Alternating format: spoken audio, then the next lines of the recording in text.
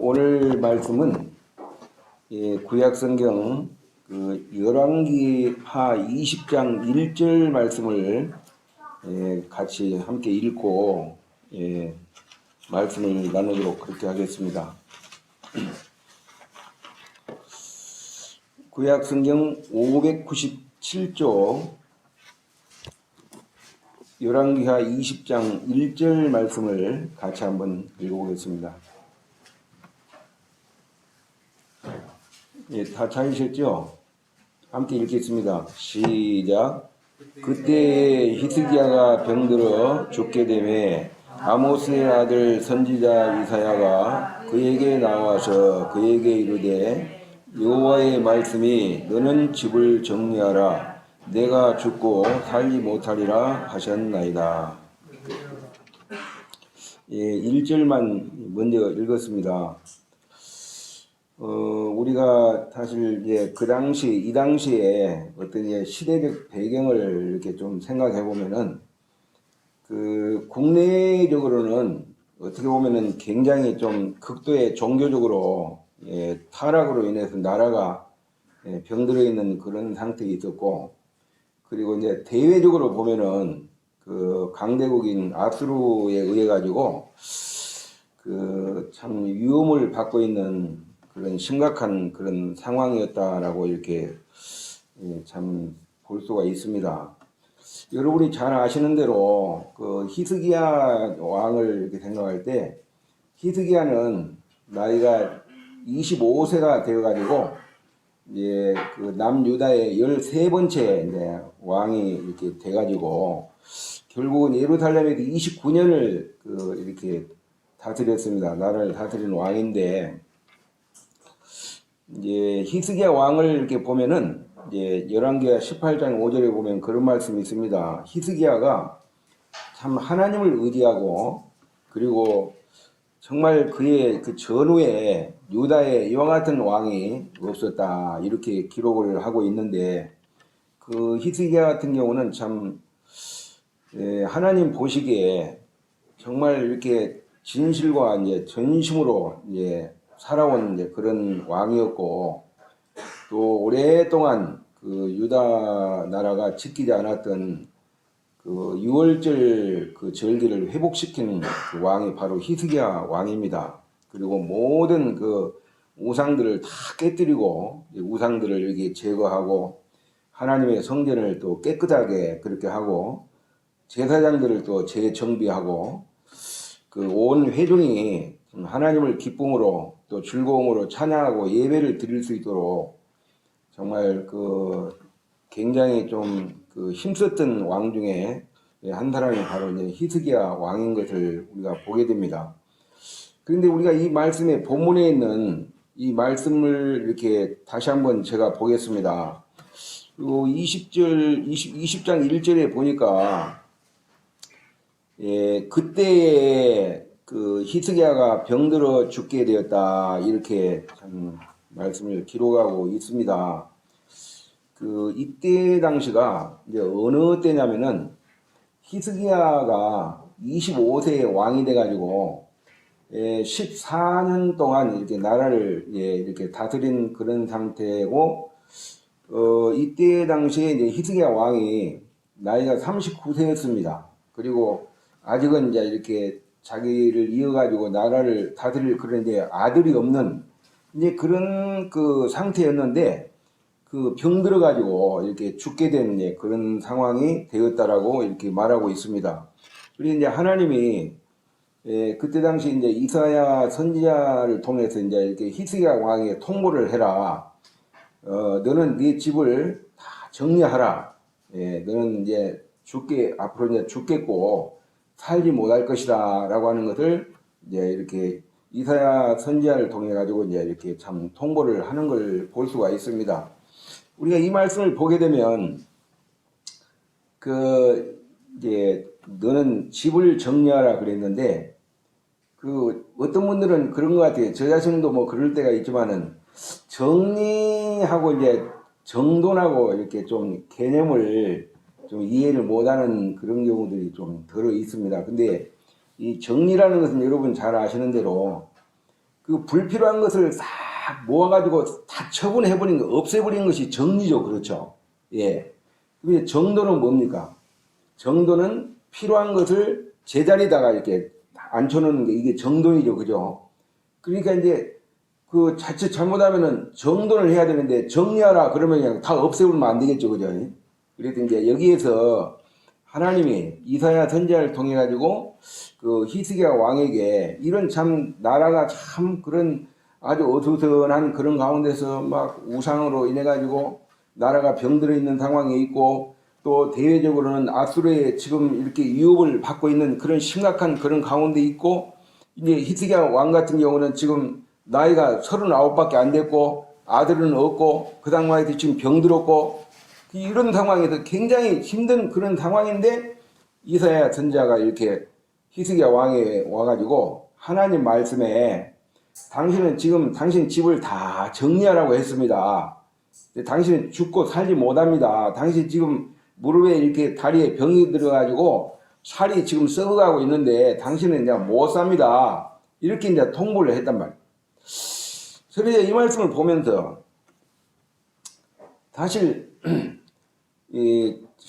저나 이제 여러분이 이제 이런 그 히스기야 왕의 그런 이제 상황에 이제 처지에 놓여 있다고 할 때 어떤 반응을 보일 것인가를 생각할 때 아마 이게 둘의 반응이 나타난다고 생각합니다. 첫 번째로는 하나님께서 참 저와 여러분에게 말씀하시기를 이 시간에 너희는 이제 2단을 못 넘기고 4월달을 못 넘기고 너희는 죽는다. 그렇기 때문에 네 집에 있는 거 다 정리하라. 뭐 정돈이 아니고 막 있는 거 어차피 이제 내가 죽고 나면 나하고 관계된 것은 아무 의미가 없잖아요. 그죠? 필요가 없잖아요. 그래서 미리 다 정리를 하라고 했을 때 두 가지 반응이 나타날 수 있다고 하는 것입니다. 첫 번째 하나는 뭐냐면은 아마 이렇게 주님을 참 가까이 하고 천국을 사모하고 참 주님의 다시 오심을 갈망하는 이런 이제 참 경건하고 신실한 성도들이라면은 참 주님 나는 참 지금 주님 나라 가도 여한이 없습니다 해가지고 흔쾌히 참 이 집안을 갖다가 4월달 안에 주님이 이제 나를 데려간다고 하니까 나하고 관계된 것을 매일같이 다 정리하겠죠. 그죠? 다 준비하고 이제 몸만 남고 이제 주님 나라 갈 준비를 하겠죠. 어떻게 보면 이것은 이제 믿음을 가진 천국을 소망한 그 성도의 어떤 모습이고 이 자세라고 생각해 볼 수 있습니다. 근데 이제 또 한 부류의 이제 성도는 이제 저 같은 경우죠. 아이고 주님, 내가 나이가 이제 60 초반인데, 예? 아니 데려가시려면 우리 어머니를 그 데려가셔야지. 우리 어머니가 지금 올해 그 연세가 지금 97세인데, 응? 아니 그 서열상으로 보면 제 어머니가 먼저 가는 게 맞지 않습니까? 그래도 나는 건강이 조금 떨어지기 때문에 주님을 위해서 뭔가라도 좀 더 할 수 있지 않습니까? 그런데 지금 나한테 지금 짐을 다 정리하고 지금 떠날 준비를 하라고 합니까? 아마 이렇게 말할 수도 있겠죠, 그죠? 그러니까 이런 이제 네 집을 다 정리하고 다 처분하라 이렇게 했을 때 왜 그렇게 해야 됩니까? 네가 이제 살지 못하기 때문에 죽기 때문에 너하고 이제 관계된 거 무슨 의미가 있겠냐? 다 정리하라 이렇게 했을 때 정말 믿음으로 그렇게 정리하는 사람이 있는 반면에 그렇지 않고 정말 살기를 원하고 어차피 때가 되면은 다 천국은 가죠. 구원받은 그 성도들은 본능적으로 있잖아요. 저 자신부터가 구원받고 이 세상을 떠나면은 천국 가는 건 당연히 가지만은 죽음을 거쳐서 가는 것보다는 죽지 않고 천국 가는 걸 다 바랍니다. 그래요, 안 그래요? 그죠? 죽음을 통과하지 않고 천국 가는 방법은 딱 한 가지가 있습니다. 주님이 이제 그 천국의 처소가 다 예비돼가지고 공중에서 이제 주께서 이제 부르실 때 먼저 이 세상을 떠난 성도들 무덤에 있는 자들이 다시 이제 이렇게 신령한 몸으로 부활해가지고 공중에서 지금 낙원에 있는 그 영혼과 그리고 땅에서 지금 묻혀가지고 썩은 이 육체가 다시 이제 천국에서 살 수 있는 적합한 몸으로 이렇게 변화돼가지고 그 정말 공중에서 이렇게 딱 합쳐져 가지고 주님을 만나고 그 다음에 살아남은 저와 여러분이 함께 이제 동시다발적으로 주님을 만나 가지고 천국에 가는 거 아니겠습니까? 그런 이제 휴거를 원하지. 병을 막 이렇게 가지고 끙끙 앓다가 천국에 이렇게 가는 것을 하나같이 이렇게 원치 않는다고 하는 것입니다. 참 이 말씀을 이렇게 볼 때 하나님이 이사야 선지자를 통해 가지고 내 집을 다 정리하라. 그냥 부분적으로 정리하는 게 아니고 다 정리하라. 네가 죽고 살지 못하리라 이렇게 말하고 있는데 이사야서 31장 1절에 보면은 똑같은 내용인데 뭐라고 말하고 있냐면은 너는 내 집에 유언하라 이렇게 말하고 있습니다. 이 본문에는 내 집을 다 정리하라 이렇게 말하고 있고 이사야 38장 1절에서는 내 집에 유언하라. 뭐 이렇게 네가 무슨 떠나면서 이제 어떤 유언거리가 있느냐 유언을 한번 해봐라 이거죠. 이 말씀을 이제 이렇게 볼 때 히스기야의 이제 어떤 자세, 이사야 선지자를 통해 가지고 이런 통보를 받고 나서 히스기야 왕이 하나님 앞에 어떤 자세와 어떤 태도를 보였는가를 이제 이렇게 2절 이하에서 이제 쭉 이렇게 말씀을 해주고 있는데 그 히스기야 왕이 자기의 정말 얼굴을 벽에다가 다 이렇게 참 그 기대고 이렇게 가리고 벽을 향해 가지고 하나님 앞에 어떻게 이제 호소를 하고 있냐면은 하나님 내가 정말 진실과 전심으로 행한 것을 좀 기억해 주십시오. 이렇게 그 통곡을 하는 이제 그런 내용이 그 2절에서 3절에 나오는데 그 히스기야 왕의 그런 참 이렇게 아주 다급한 그런 이제 진실된 기도와 또 이렇게 회개를 통해 가지고 하나님이 그 기도를 듣고 내가 네 기도를 들었다. 그리고 네 기도를 응답하겠다. 그러면서 5절부터 7절에 보면은 히스기야의 어떤 기도에 대한 하나님의 응답이 이렇게 나오는데 내가 내 기도를 들었고 내 눈물을 보았다. 그리고 내 날이 그러면 앞으로 한 15년 동안을 내가 생명을 목숨을 그 연장을 해주겠다라고 이렇게 하나님이 이사야 선지자를 통해서 이제 이렇게 다시 또 통보를 해주는 걸 볼 수 있습니다. 그래가지고 그 무화과 나무 이렇게 반죽을 이렇게 쪄가지고 그 상처에다 이렇게 이제 바르니까 다시 이제 그 히스기야 왕이 건강이 이제 회복돼가지고 어떻게 보면 이제 15년 동안을 더 이렇게 참 생명이 연장된 것을 참 볼 수가 있습니다. 저는 이 말씀을 통해 가지고 이 본문에 있는 말씀을 통해 가지고 한 3가지 정도를 교훈을 참 받기를 원합니다. 첫 번째로는 우리가 이 본문에 있는 이 말씀을 통해서 교훈을 받게 된 것이 뭐냐면은 성도라 할지라도 또 더 나아가서는 더 신실하고 경건한 성도라 할지라도 병들고 갑자기 죽을 수 있다고 하는 것을 우리가 여기서 교훈을 받아야 된다고 하는 거죠. 보통 이제 구원받은 그리스도인들이 어느 정도 이렇게 수명이 좀 채워진 상태에서 한 70이 넘고 80이 때가 돼가지고 그때 이렇게 허약해가지고 이렇게 힘이 빠져가지고 이제 주님 나라를 이렇게 가는 것은 아이고 그래도 뭐 그 정도 이제 다셨으면은 좀 아쉽지만은 주님 나라 가는 게 더 좋겠지 이제 이렇게 생각하는데 나이가 뭐 20대 뭐 30대 40대 한참 꽃다운 그런 청춘 나이에 갑자기 병이 찾아와 가지고 불치병으로 세상을 떠난다든지 아니면 주님을 신실하게 잘 섬기고 있는 그 성도가 막 출근길에 교통사고를 팍 당해가지고 갑자기 현장에서 직사를 해버렸다든지 막 건강했던 사람이 갑자기 이제 세상을 막 어떤 돌연사로 떠난다. 심장마비라는 게 있잖아요. 그죠? 그리고 떠나게 되면은 사실 엄청난 충격이 있습니다. 그렇잖아요. 아니 세상에 어떻게 이런 일이 있을 수가 있냐. 세상이기 때문에 그런 일이 가능한 것입니다. 천국 가면 뭐 죽을 일이 없잖아요. 그죠? 예. 그래가지고 이런 이제 좀 어느 정도 우리 연수가 70이고 강건하면 80이라도 그 연수의 자랑은 수고와 슬픔뿐이고 신속기간이 날아가나이다. 이런 말씀을 하고 있는데 70, 한 80 정도 돼가지고 주님이 불러가는 것은 아이고 이제 어느 정도 이제 참 이 땅에서 이제 사는 것보다는 이 땅에 살면은 그 정도 연대 같으면 힘드니까 버거우니까 주님이 더 좋은 데로 불러가셨구나 할 때 이제 좀 마음도 편하고 오히려 더 기쁘고 그런데 아니면 건강하던 사람이 주님을 잘 섬기는 성도가 갑자기 밤대 안녕이라고 막 자던 길에 막 그대로 가셨다든지 아니면은 막 교통사고로 가셨다든지 갑자기 또 이렇게 어떤 불치의 병이 찾아와가지고 막 참 어떻게 보면 사형 선고가 내려져 가지고 6개월 더 나가면 1년 그 이상을 못 사는 그런 이제 선고가 떨어졌을 때 엄청난 충격이 있다고 하는 것입니다. 그런데 우리가 이 본문에 있는 이 말씀을 볼 때 히스기야 왕이 왕으로서 있잖아요. 막 흥청망청 자기 아버지 같이 막 아하스처럼 막 그렇게 막 없는 우상들을 만들고 막 그 온갖 악이란 악은 다 자행을 했거든요. 그런 자기 아버지하고 생각하면 너무 하늘과 땅 차이예요. 예? 아들 문하세도 형편없었고 그런데 히스기야 왕은 아버지가 막 그 만들어 놓은 그 우상들을 다 막 깨뜨리고 부셔뜨리고 막 다 정리정돈을 다 했거든요. 경건하게 살았잖아요.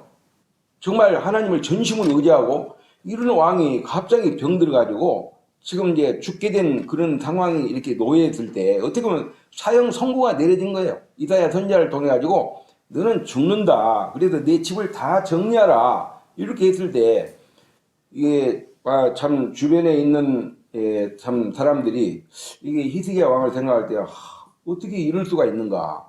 예? 뭐 참 데려가려면 좀 악한 왕을 데려가지. 지금 아직 자녀도 없고 그런 상황에서 나이 39밖에 안 됐는데 지금 죽는단 말인가? 이렇게 할 때 우리가 이 말씀을 통해서 교훈받을 수 있는 것은 참 지금 이 시대로 이제 우리가 이렇게 표현한다면은 참 경건하게 살고 신실하게 살고 믿음으로 살고 정말 하나님 앞에서 합당한 참 주님 말씀을 순종하면서 사는 이런 그 성도를 향해 가지고 이렇게 어떤 죽음에 대한 선고가 딱 떨어진 이제 이런 상황을 우리가 생각할 때 그것을 성도라 할지라도 신실한 성도라 할지라도 참 병들고 갑자기 참 죽을 수 있다고 하는 것을 여기서 이제 교훈을 받을 수 있어야 된다고 생각합니다. 보통 생각할 때 참 건강한 사람 성도가 갑자기 어떤 사고나 병이 찾아왔을 때 뭔가 이렇게 하나님 앞에 보이지 않는 뭐 죄가 있을 거야. 회개하지 않는 어떤 심각한 죄가 있으니까 하나님이 아마 징계를 통해 가지고 그를 데려갈 수 있어. 이렇게 생각할 수 있죠. 그러나 이것은 큰 착각이고 이건 하나님 앞에 오해라고 하는 것입니다. 정말 그 있는 모습 그대로 하나님께서 그냥 우리는 항상 저와 여러분은 하나님의 말씀을 이렇게 분별을 할 때 그리고 어떤 이제 그 믿음의 어떤 삶을 살아가는 성도들을 향해 가지고 부정적인 어떤 그런 시각보다는 이제 긍정적인 시각으로 이렇게 바라볼 때 그게 마음이 평안이 있고 하나님이 지금은 알지 못하지만 하나님이 뭔가 계획하심이 있을 거야. 더 좋은 것을 주실 거야. 이런 데 믿음의 자세를 가지고 하나님의 뜻을 그대로 받아들이는 이런 자세가 참 필요하다고 하는 것입니다. 우리가 신약 성경에도 보면은 뭐 병든 사람 또 병들어가지고 죽은 사람 있잖아요. 뭐 바울 같은 경우도 참 그 복음을 위해서 장가도 안 가고 참 복음을 위해서만 일생을 바쳤잖아요. 그렇지만 육체에 가시가 있었고 뭐 간질 그런 이제 지병이 있었다고 하잖아요. 그 디모데 같은 경우도 그랬고 또 에바브라 디도 같은 경우도 정말 신실한 형제였지만은 병들어가지고 죽게 된 그런 상황이 됐잖아요. 우리 사도행전을 보더라도 서대방 같은 경우에 얼마나 경건합니까?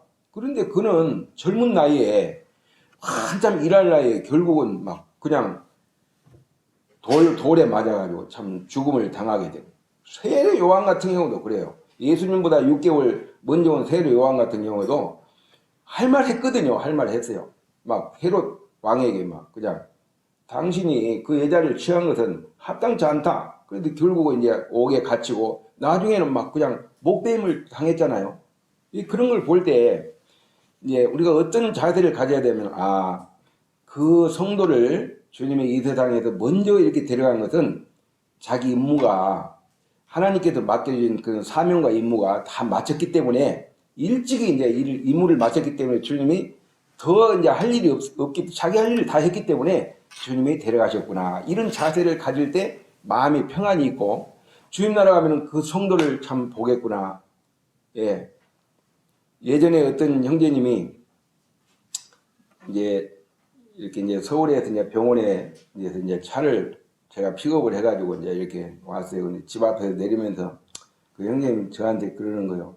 저 형제님, 나는 먼저 주님 나라 가려니까 나중에 만나요.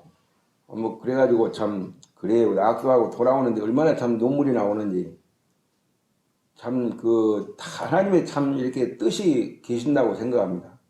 우리가 이 말씀을 있는 본문에 있는 이제 이 말씀을 볼 때 참 정말 히스기야 같은 경우는 하나님 보실 때 이제 참 어떻게 보면 이제 자기 임무가 거의 다 끝난 그런 상황인데, 하나님 앞에서, 하나님, 내가 참 하나님 앞에서 어떻게 살았습니까? 예? 얼마나 내가 하나님 앞에서 정말 전심으로, 예? 하나님 앞에 참 이렇게 진심을 다해가지고 하나님을 의지하고 주님을 섬긴 것을 하나님 기억해 주십시오. 이렇게 벽을 향해서 통곡을 했을 때 이사야 선지자를 통해 가지고 그에게, 그래, 내가 네 기도를 들었다. 그리고 네 기도를 응답하겠다. 예, 그리고 내 생명을 내가 15년을 더 연장시키겠다. 그렇게 하고 그 병을 이렇게 치료해주는, 이걸 참 여기서 교훈을 받을 수가 있습니다. 우리가 두 번째로 교훈을 받을 수 있는 것이 뭐냐를 생각할 때, 이사야서 37장에 한번 보겠습니다. 18절 한번 보겠습니다. 이사야서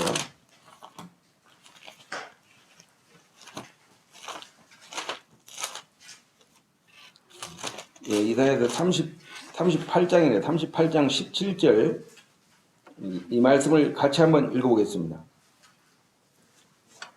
같이 읽겠습니다. 시작. 보옵소서. 내게 큰 고통을 더하신 것은 내게 평안을 위려 하심이라. 주께서 내 영혼을 사랑하사 멸망의 고정에서 건지셨고 내 모든 죄를 주의 등 뒤에 던지셨나이다. 이렇게 말한 사람이 누구냐면 히스기야 왕입니다.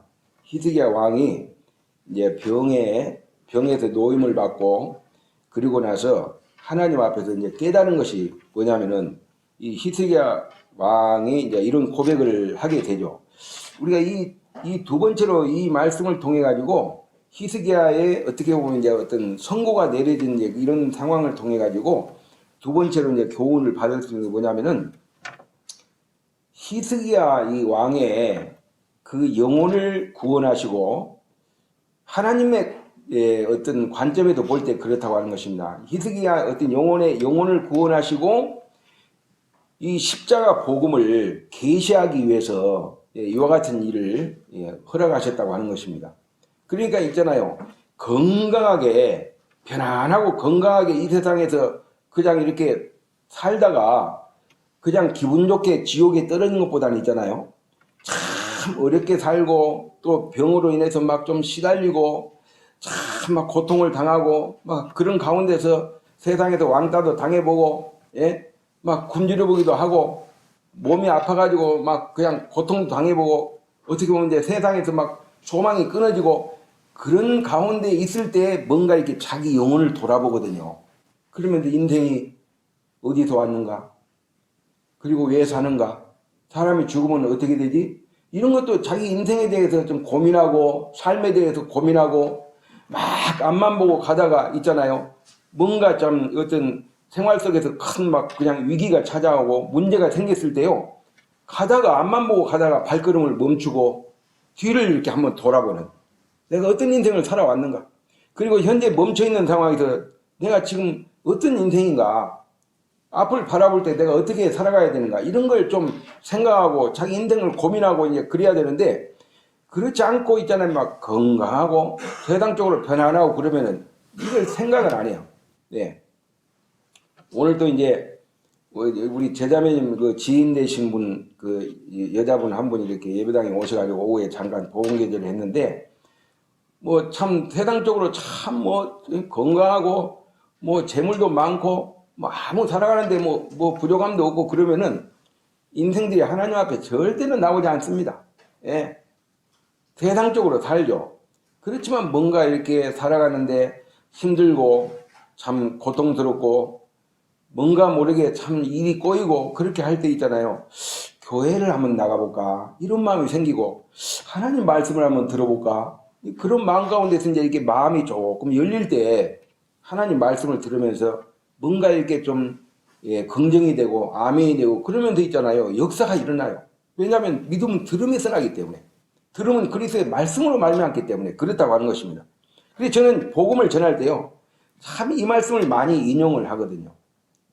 보옵소서 주께서 내게 큰 고통을 더하신 것은 내게 평안을 주려 하심이라. 주께서 나의 영혼을 사랑하사 멸망의 구덩이에서 건지셨고 나의 모든 죄를 주의 등 뒤에 던지시다 그랬는데 이렇게 말하는 사람이 누구냐면 히스기야가 이런 고백을 했어요.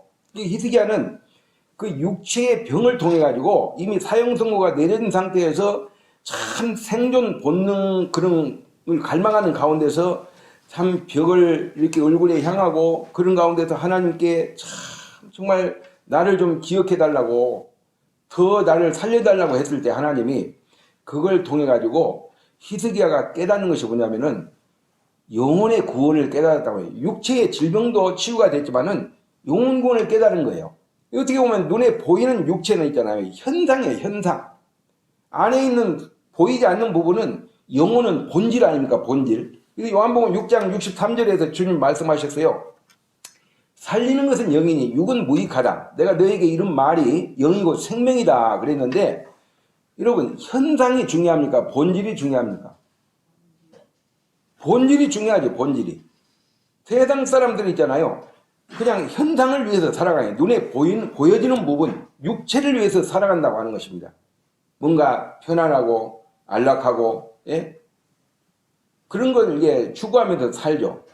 육체의 어떤 노후를 위해서 이렇게 편안함을 위해서. 그러나 성경은 그렇게 말하고 있지 않죠. 살아가는 자의 네 영혼이 잘됨 같이 내가 범사에 잘되고 강건하기를 내가 간구하노라 그래요.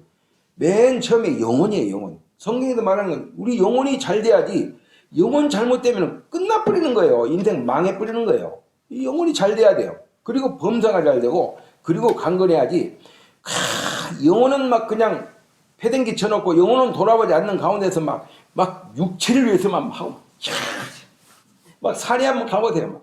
육체의 건강을 위해서 막 그냥 막 이거 막 했었고 막 그냥 막 이렇게 했어. 이게 다 육체의 건강을 위해서 하잖아요. 영혼을 돌아봐야 돼, 영혼을. 왜냐하면 살리는 것은 영이기 때문에. 육체는 있잖아요. 영혼 빠져나가면은 육체의 이 껍데기 이것은 그냥 흙이 묻히면은 끝나버리는 거예요. 제일 중요한 것은 영혼이죠. 그래서요, 이 히스기야 왕이 참 이걸 깨달았다고 그래요. 예수 그리스도의 십자가에 앞으로 그분이 십자가에 이루실 사역에 놀라운 비밀을 깨닫고 여기서 계시하고 있다고 하는 것입니다. 내 모든 죄를 주의 등 뒤에 던졌다고 그랬는데 예수님의 등 뒤에 뭐가 있죠? 십자가가 있습니다. 예. 주님의 십자가 등 뒤에 그 십자가에서 인류의 저주를 주님이 다 감내하셨잖아요. 그죠? 여기서 보면은 모든 죄라고 그랬잖아요. 현재 또 과거, 현재, 미래의 모든 죄를 주님 등 뒤에 다 던지셨고 주님이 죄 문제를 완벽하게 다 처리를 하신 거죠. 그래서 주님께서 테텔레스타에 내가 다 이뤘다 이렇게 했는데 이걸 히스기야 왕이 깨달은 것입니다. 히스기야 왕은 이게 정말 육체의 어떤 병만 치유받은 게 아니고 영혼이 그 육체의 고통을 통해서 영혼이 구원을 받은 이 사실을 이 말씀을 통해서 이게 보게 됩니다. 마지막으로 이제 세 번째는요. 우리가 이 본문에 있는 이 말씀을 통해서 볼 때 히스기야 왕의 생명이 몇 년 동안 더 연장을 받았어요? 네? 15년 동안을 더 연장을 받았죠. 그죠? 그 15년 동안을 그 연장을 받은 것처럼 어떻게 보면은 주님께서 저와 여러분의 생명을 지금 현재 계속 연장시켜주고 있잖아요. 그죠?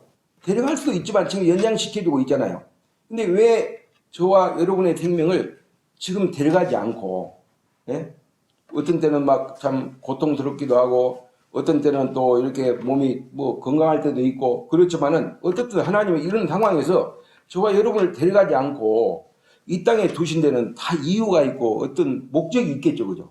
뭐 이 땅에서 그냥 편안하게 잘 먹고 잘 살아라고 그런 것이 아니고, 왜 주님이 그 히스기야 왕에게 15년의 생명을 허락하셨는가를 생각할 때, 저와 여러분도 히스기야 왕처럼 지금 생명을 하나님이 연장시켜줬어요. 히스기야 왕도 육체의 어떤 이제 병을 고침받고 또 영혼이 구원을 받았어요. 그럼 금방 데려갈 수 있지만 하나님이 15년을 약속을 했거든요. 그래서 내가 네 생명을 이제 15년을 연장시켜주겠다. 그런 것처럼 앞으로 저와 여러분의 생명이 언제까지 이 땅에 더 연장될지는 아무도 장담할 수 없지만은, 그러나 저와 여러분이 이 땅에 지금 현재 하나님께서 저와 여러분을 부르시지 않고 이 땅에 지금 생명을 계속 이렇게 허락하신 데는 목적이 있고 이유가 있는데, 그건 바로 뭐냐면 사명 때문이라고. 사명. 저와 여러분에게 맡겨진 사명이 있거든요. 이 사명이 뭐냐면은 전도의 사명이에요. 전도의 사명. 그래서 저와 여러분이 이 땅에 있는 동안에 할 일이 뭐냐면은, 이 사도 바울은 사도행전 20장 24절에서 그렇게 말하고 있어요. 나의 달려갈 길과 주 예수께 받은 사명, 곧 그 하나님의 은혜의 복음을 증거하는 일을 마치려 하면은 나의 생명을 조금도 귀한 것으로 여기지 않는다 그랬는데, 정말 하나님이 인류를 향한 간절한 어떤 소망이 있다면은 모든 사람이 다 구원받는 것이 하나님의 소망입니다. 디모데전서 2장 4절에서 그렇게 말하고 있잖아요. 그리고 예수 그리스도가 이 땅에 오신 목적, 그리고 십자가의 사역을 이루신 그 목적이, 최종 궁극 목적이 뭐냐면은 인류 구원을 위해서 그 사역을 이룬 거 아니겠습니까? 예수님이 이 땅에 오신 목적은 디모데전서 1장 15절에 미쁘다 모든 사람이 받을 만한 이 말이여 그리스도 예수께서 죄인을 구원하시려고 세상에 임하셨다. 예수라는 그 이름의 뜻이 구원자예요. 인류의 구원을 위해서 그분이 이 땅에 오셨고 그 구원을 십자가를 통해서 완성하신 거죠. 그리고 이 교회가 존재하는 목적도 뭐냐라고 할 때, 이 전도의 사명을 우리가 감당해야 돼요. 각 성도들에게 하나님께서 복음을 이렇게 다 맡겨주셨어요. 예. 그래서 때를 얻든지 못 얻든지 계속 전도에 대한 부담을 가지고 영혼들을 향해서 기도하고 계속 복음을 전하고, 이거 입을 봉하고 있으면 안 돼요. 계속 세월을 아끼는 그런 가운데서 계속적으로 이 복음을 위해서 우리가 살아야 된다고 하는 것입니다. 이 전도의 사명이 이렇게 있대요. 이 카지노에서 노름을 하는 사람들이잖아요. 노름을 하는 사람들이 들어가면은 다 잃고 나온다고 하잖아요. 우리 옛날에 저희 고향에 하여튼 할아버지하고 아버지하고 하여튼 우리 형님도 그랬지만은 전부 다 이제 뭐 때문에 망했냐면 그림놀이 하다가 망했다고 하더라고요. 하여튼 그 당시에는 어쨌든 이제 노름 이렇게 하고 막 하기 전에는요, 참 잘 살았대요. 난 잘 몰라요. 하여튼 들어볼 때 잘 살았대요. 하여튼 임실 군련에서는 참 잘 살았다고 하더라고요. 그런데 이 노름에 빠져가지고 결국은 다 탕진하고 다 잃어버리고, 막 어떻게 보면 좋게 말하면 다 이제 사회에 환원을 한 거죠. 그죠? 그래가지고 다 잃어버리고, 우리 때에 와가지고는 진짜 참 골탕 많이 먹었어요. 못 먹고 막 그냥 못 입고 못 배우고, 그래도 막 참 보리밥만 먹어가지고 좀 얼굴 좀 피부가 좀 까맣고 막 그러잖아요. 그죠? 그래가지고, 그런데 카지노에 가면 없는 게 세 가지가 있대요. 그게 뭐냐면, 첫째 없는 게 뭐냐면은 거기는 시계가 없대요. 시계. 왜냐하면 시계를 봐야 시간이 이렇게 흘렀네. 그런데 시계를 싹 없애버린대요. 그 다음에 이제 두 번째 이제 없는 게 뭐냐면 거울이 없대요. 거울. 거기에 막 빠져가지고 막 그냥 이 거울을 딱 보게 되면은 막 수염이 들어올 때는 깨끗했는데 뭐 나중에는 막 할아버지가 돼가지고 막 얼굴이 막 꼴이 말이 아니거든요. 근데 거울이 없대요. 세 번째는 뭐가 있냐면 창이 없대요. 창이. 전부 창을 다 가려버린대요. 그래 거기에 푹 빠져가지고, 노름하는 사람들이 왜 망하냐면요, 재생산이 없으니까 망해요. 100만 원씩 가지고 5명이 딱 모여가지고 같은 공간에서 이거 하다 보면요, 배고프죠. 그러면 밥 시키라. 그럼 밥 먹고, 또 이거 하다가 커피 시키라. 커피 마시고, 나중에 보면은 다른 나라 보고 다 이렇다고 하거든요. 왜냐하면은 그 안에서 가진 그 돈은 재생산이 안 돼요. 계속 허비만 있는 거죠. 그러니까 이 교회가 그래요. 교회가 지금 있는 성도들이 전도를 하지 않고 요대로 있으면 있잖아요. 재생산이 없는 가운데 있으면은 얼마 안 있으면은 문 닫죠. 그죠? 한 달 하면 한 달 하고 천국 올라가고 그렇죠? 힘 빠지고 그러면 없잖아요. 그죠? 지금 제가 많이 부족하지만 하여튼 주일학교를 이제 주일 아침마다 좀 하고 있는데 그 뭐 인원수가 중요한 게 아니고 참 그걸 참 주님이 나에게 맡겨주셨다 이렇게 생각하니까 참 책임감도 있지만은 참 부담도 좀 있어요. 왜냐하면은 그 어린 애들 앞에서 말씀을 복음을 전하고 이렇게 하는 게 또 참 쉬운 일은 아니에요. 쉬운 일 아니고 이 젊은 청년들이 해야 되는데 그런 마음이 들다가도 어쨌든 하나님이 나에게 맡겨주셨기 때문에 해야 되겠다 하고 이제 지금 하고 있거든요. 그런데 하여튼 이제 어쨌든 간에 뭐 한 명이든 두 명이든 세 명이든 막 앉혀놓고 이제 하나님 말씀 이렇게 막 그림 그려가면서 이제 복음 전하고 이렇게 하니까 어쨌든 참 이렇게 알게 모르게 듣고 언젠가는 참 이렇게 역사가 일어나겠구나. 그래서 제가 그 노은이한테 그랬어요. 너 나중에 크면 뭐가 되고 싶냐 그랬더니 아빠 하는 거 되고 싶대요. 그래서 너는 이제 목사님이 좀 되라 해? 그랬더니 대답을 시원스럽게 안 하더라고. 그래서 애들한테는 좀 제가 그런 좀 비전을 좀 심어주고 싶어요. 참 앞으로 이제 자라가지고 정말 하나님의 참 종으로서 이 그 다음 세대를 참 이렇게 책임지는 그런 참 이렇게 사명자들이 이 교회 가운데 일어나야 되겠구나. 저는 이제 본문에 있는 이 말씀을 볼 때 사랑하는 성도님들을 향해서 주님이 히스기야 왕에게 말씀하시는 것처럼 너는 내 집을 정리하라 이렇게 하나님이 저와 여러분이 말씀하셨을 때 우리는 어떤 자세, 어떤 태도를 보일 것인가. 히스기야 왕의 이런 참 태도를 통해 가지고 제가 이렇게 개인적으로 이렇게 몇 가지 교훈을 받은 부분을 이 시간에 같이 나눴습니다. 이상으로 마치겠습니다.